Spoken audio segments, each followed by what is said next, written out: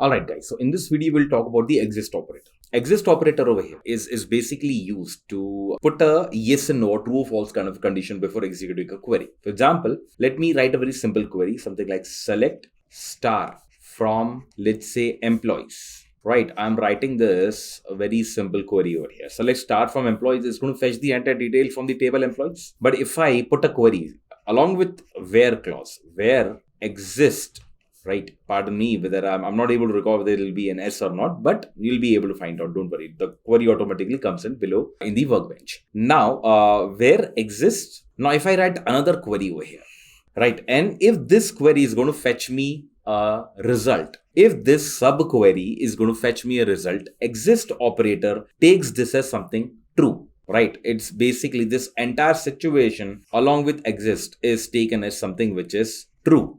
Okay, if this subquery fetches a certain result. Now, if this is taken as true, then this entire query, which is select star from employees, is going to run and it's going to fetch all the details from employees. Otherwise, it's not going to fetch any kind of detail. Let's say this query doesn't fetch me any result. There is no result over here. In that case, this entire exist along with this subquery is taken as a false condition. And if this comes out to be a false condition, then none of the data will be fetched over here and there will be no result over here. Now, such kind of queries are used basically to check. For example, if I say, let's say, I have to match certain customers over here, or I have to match that the customer IDs are greater than a certain number, right? That kind of condition can be put. Now, if that condition is coming out to be true, only then fetch me the data, otherwise don't fetch me the data, is what I'm trying to tell the SQL workbench.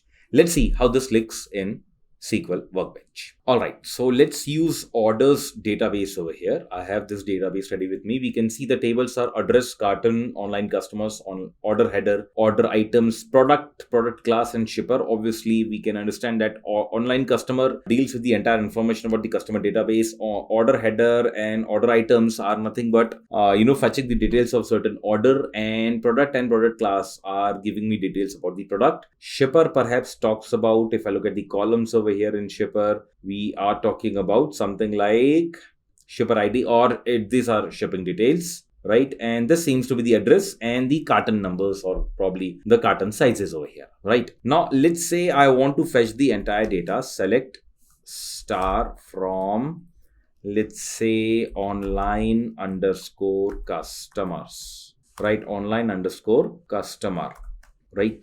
Now, if I run this will be a very, very simple query. In fact, this is the first query that we have seen, right? This is the entire data. We can see there are 52 rows returned over here, right? And let's say I go for another query over here. For example, select star from, let's say, order underscore header, where customer underscore ID is greater than 10. Let's say I want to run this query.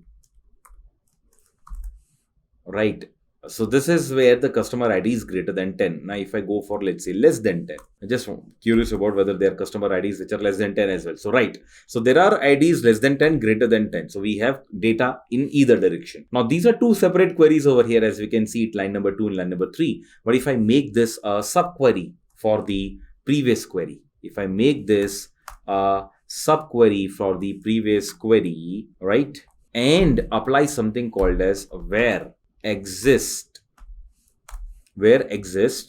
this thing. So now what happens is, if look at this particular portion over here, this is a query. If this fetches even one single result, exist along with this subquery will be taken as a true condition, and then select star from online customer will be fetched. The entire data will be fetched over here.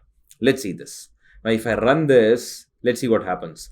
Right, recall that we had around 42 rows, if I'm not wrong, right? I'm not able to recall, but yeah, I think we had close to around 52 rows now, right? So again, if we run this query, and as we can see, there were, as we already seen the few minutes ago, that this query was fetching the details of the customer's IDs which are greater than 100, right? So this condition came out to be true because there was at least one result over here.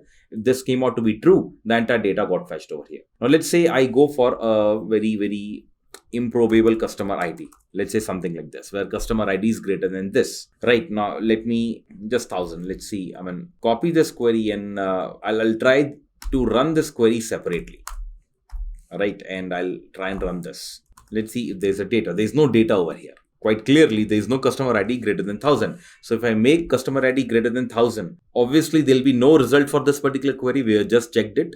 Now, if there is no result for this particular query, exist along with this subquery will be a false condition. And hence, even if I've given a order of select star from online customer, there'll be no data which will be fetched, because the check has been failed. And hence we can see that although the table is being displayed, but there is no data which is being displayed.